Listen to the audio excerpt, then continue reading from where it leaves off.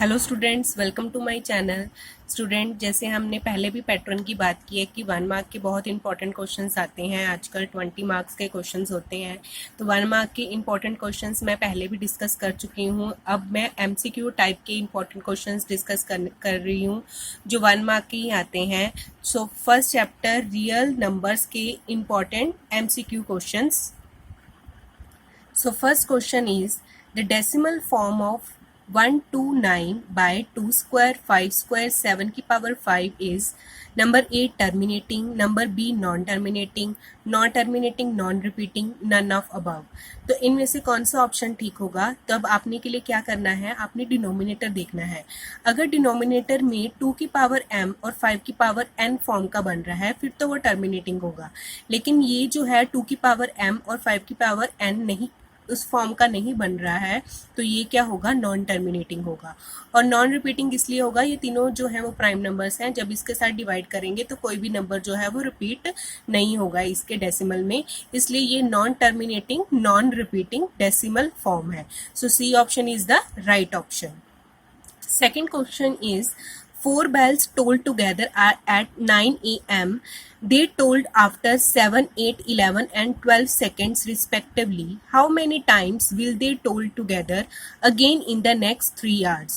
तो हमें 4 bells दी हैं जो एक साथ तब कब बजती हैं, इतने सेकंड्स पे, 7, 8, 11 और 12 सेकंड्स पे। तो हमें बताना है कि अगर 3 घंटे में वो आपस में कब दोबारा बेल्स जो हैं वो एक साथ बजेंगी, कितनी बार बजेंगी, कितने टाइम्स बजेंगी। तो हमने इसके लिए आपको मिनिमम टाइम निकालना है। ऐसा भी पहले भी मैं बता चुकी, जो टाइम वाला क्वेश्चन है मतलब हमने उसमें क्या करना है, मिनिमम टाइम निकालना होता है। तो मिनिमम टाइम के लिए आपको क्या निकालना पड़ेगा, एलसीएम इन चारों नंबर्स का। 7, 8, 11 एंड 12 का एलसीएम निकाला तो आपके पास आया 1848। ठीक है जी। तो बेल आपकी जो है वो इतने सेकंड्स के में टोल टुगेदर करेंगी 1848 सेकंड्स के लिए। लेकिन आपको क्या दिया है, 3 आवर्स दिया है, तो आप इसको आवर्स में कन्वर्ट कर लेंगे। तो इसके लिए 3 आवर्स दिया है तो 3 मल्टीप्लाई बाय 1 आवर में कितने सेकंड्स होते हैं, 3600। तो मल्टीप्लाई बाय 3600 बाय 1848। जब आपने इसको कन्वर्ट किया तो कितना आंसर आया, 5.84 पॉइंट में आया, मतलब 5 टाइम्स एटलीस्ट ये जो चारों बेल्स हैं वो एक साथ टोल करेंगी। So your C option is the correct answer, 5 times. Next third question is HCF of 5 की पावर 2, 3 की पावर 2 एंड 3 की पावर 5 एंड 5 की पावर 3 इज। आपको निकालना है HCF पता है आपको क्या है, दोनों में से जो लोएस्ट पावर होती है हम वो लेते हैं। यहाँ पे 5 की पावर क्या है, 2, इधर है 5 की पावर 3, तो इनमें से लोएस्ट पावर कौन सी है, ये 5 की पावर 2, तो वो हमने ले ली। 3 की पावर यहाँ पे है 2, 3 की पावर यहाँ पे है 5, तो इन दोनों में से लोएस्ट पावर कौन सी है, 3 की पावर 2, तो यहाँ पे 3 की पावर 2 आ गया। तो सीधा सीधा HCF जो है वो आपका कौन सा मैच हुआ, डी ऑप्शन वाला। Fourth question is 2 natural numbers whose difference is 66 and the least common multiple is 360 are। आपको ये 4 पॉइंट्स दिए हैं और आपको ये पता करना है कि किन 2 नंबर्स का डिफरेंस जो है वो 66 होगा और लीस्ट कॉमन मल्टीपल जो है वो क्या होगा, 360। जब भी ऐसे टाइप के क्वेश्चंस आए तब आपने क्या करना है, आपने वैल्यूज पुट करके देखनी है। अब 120 एंड 54 का अगर हम देखें डिफरेंस, तो 120 एंड 54 का डिफरेंस क्या आएगा, 66 तो नहीं बनेगा। तो हमने सेकेंड पार्ट देखा 90 और 24, 90 और 24 को अगर माइनस करें तो 66 बन रहा है। तो हमने दूसरी कंडीशन चेक की कि उसका least common multiple that is LCM भी क्या 360 बन रहा है। तो हमने सॉल्व किया तो हमें पता लगा कि उसका एलसीएम भी 360 बन रहा है। तो दोनों इक्वेशन से सेटिस्फाई हो गई, तो दैट मीन्स आपका बी ऑप्शन जो है वो क्या है, ठीक। Now next fifth question is there are 576 boys and 448 girls in a school that are to be divided into equal sections of either boys or girls alone. The total number of sections thus formed are। आपको total number of sections निकालनी है, मतलब आपको maximum चीज निकालनी है। Maximum चीज के लिए आप क्या निकालेंगे, HCF निकालेंगे। तो आपने HCF दोनों का निकाला, 576 एंड 448 का HCF आपके पास आया 64। 4। अब आपके पास टोटल बॉयज कितने हैं 5 7 6, मतलब आप उसको डिवाइड कर दोगे 64 के साथ, प्लस आपके पास गर्ल्स टोटल कितनी है 4 4 8, उसको भी 64 के साथ डिवाइड कर दोगे तो आपके पास क्या आया 9 + 7। तो 9 + 7 कितना होता है 16। मतलब टोटल आप ज्यादा से ज्यादा कितने सेक्शंस कर सकते हो 16 सेक्शंस कर सकते हैं। Next is 6th question, which of the following is not a irrational. Is not a irrational, ध्यान से स्टेटमेंट पढ़ना। नॉट ए इरेशनल मतलब कौन सा नंबर रैशनल है, ये कंफ्यूज करने के लिए डालते हैं। नॉट ए इरेशनल मतलब रैशनल नंबर बताना है आपको। ए पार्ट है आपका 2 - 3 की पावर स्क्वायर, बी है √2 + √3 का स्क्वायर, सी में थोड़ा हम सॉल्व कर सकते हैं, लेकिन अगर हम फर्स्ट 2 को सॉल्व करेंगे तो वो इरेशनल ही बनेगा। अगर हम आइडेंटिटी यूज भी कर लें फिर भी हमारे पास इरेशनल नंबर एक ना एक तो आएगा ही। और डी ऑप्शन तो आपको पता ही है, देख लीजिए कुछ डिवाइड नहीं हो रहा तो वो इरेशनल ही रहेगा। तो सी ऑप्शन को हम सॉल्व कर सकते हैं, तो उसको हमने सॉल्व किया, उस पर आइडेंटिटी लगाई a - b, a + b की, तो वो क्या बना a² - b²। दैट मीन्स आपने उसको सॉल्व करके क्या बना दिया 2 - 3 that is -1। So C option is the correct option.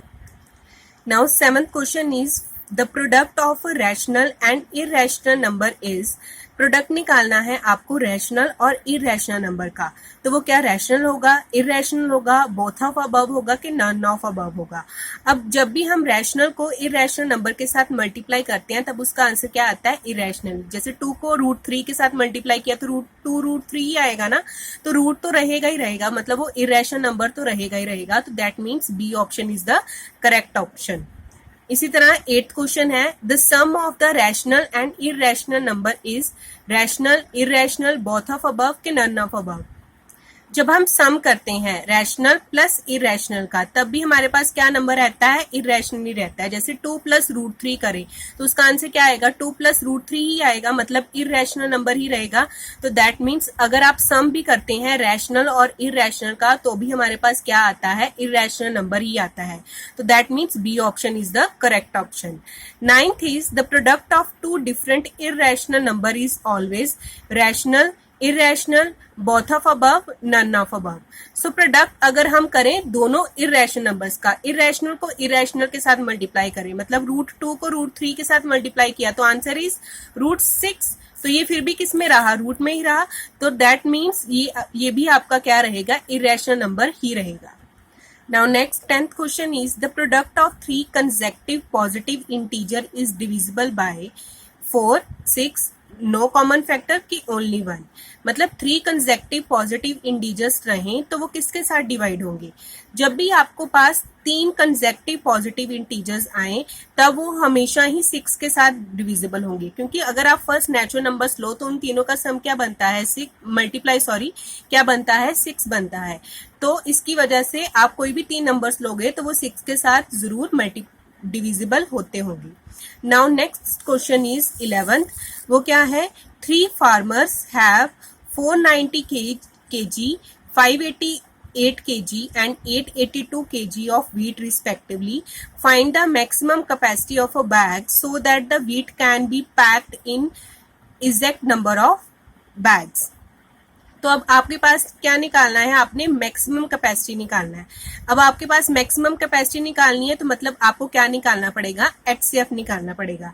तो अब आपने 490 588 882 का क्या निकाल लिया HCF निकाल लिया, तो वो कितना आया 98 kg।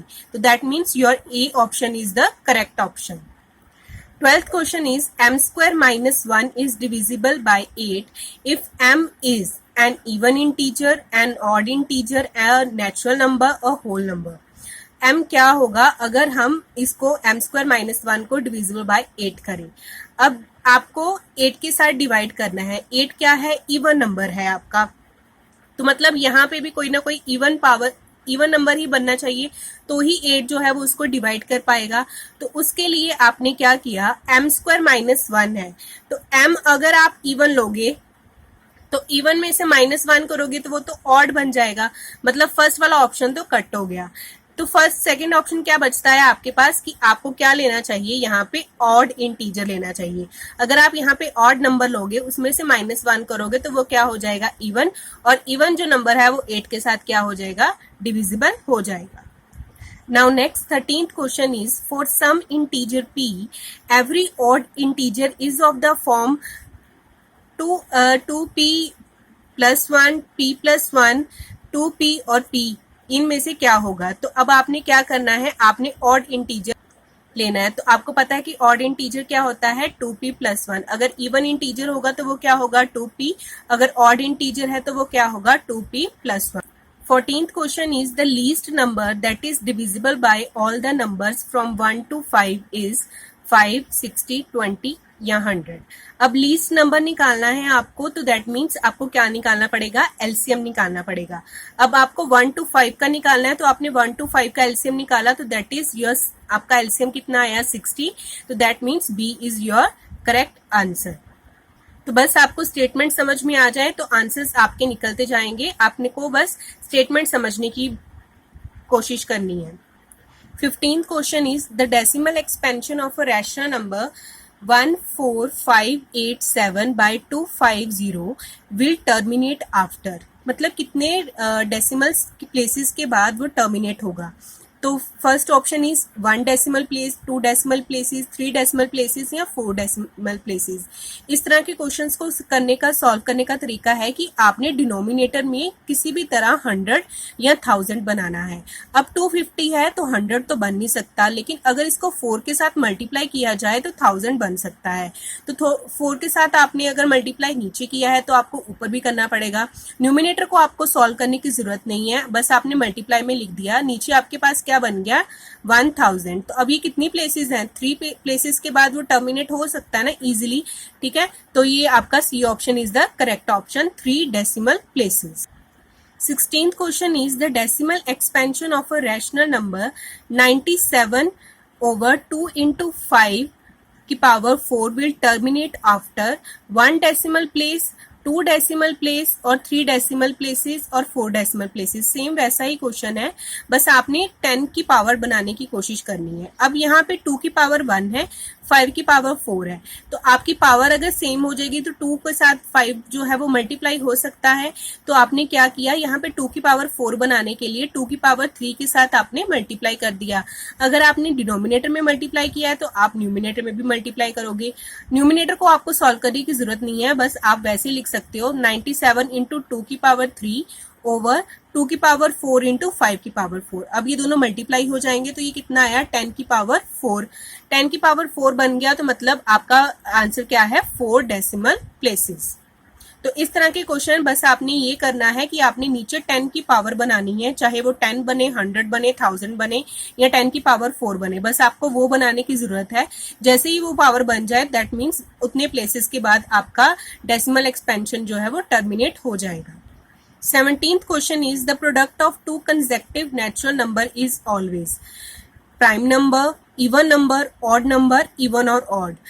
2 consecutive natural numbers को अगर आप प्रोडक्ट करते हो तो वो हमेशा क्या होता है, जैसे देखिए 2 consecutive natural numbers ले लीजिए, 1 into 2 2 आया, 2 into 3 6 आया। तो मतलब आप जब भी 2 नेचुरल नंबर्स को, कंसेक्टिव नंबर्स को, मतलब एक इवन होगा एक ऑड होगा। 2 नेचुरल नंबर्स यही है ना, मतलब कि एक इवन होगा एक ऑड होगा। कोई भी नंबर ले लो, 7 8 ले लो, 7 ऑड है, 8 आपका इवन है। जब भी होगा तब आपको मल्टीप्लाई में हमेशा आंसर क्या आएगा, इवन नंबर आएगा, क्योंकि ऑड मल्टीप्लाई बाय इवन हमेशा क्या होता है, even. That means your answer is even number. तो B option is the correct option. Now 18th question is, if HCF 16, y is 8, LCM 16, y is 48, then find the value of y। तो आपको अब इसमें सीधा सीधा पता लग रहा है कि आपका कौन सा फॉर्मूला यूज हो रहा है, product of 2 numbers is equal to HCF multiply by LCM। अब 2 नंबर कौन से हैं, 16 मल्टीप्लाई बाय y है इज इक्वल टू HCF की वैल्यू क्या आ गई 8 और LCM की वैल्यू क्या आ गई 48। तो इसको सॉल्व करके क्या आपके पास y की वैल्यू क्या आई 24। That means A option is the correct option. I hope students आपको क्वेश्चन समझ में आए होंगे। तो इस तरह की और वीडियोस के लिए सब्सक्राइब माय चैनल, स्टूडेंट्स, मैंने एमसीक्यू के हर टाइप के क्वेश्चन डिस्कस किए हैं। चैप्टर 1 का ऑलमोस्ट एमसीक्यू क्वेश्चन डिस्कस हो चुके हैं। आई होप आपको समझ में आए होंगे। If you like this video then subscribe my channel. Thank you so much.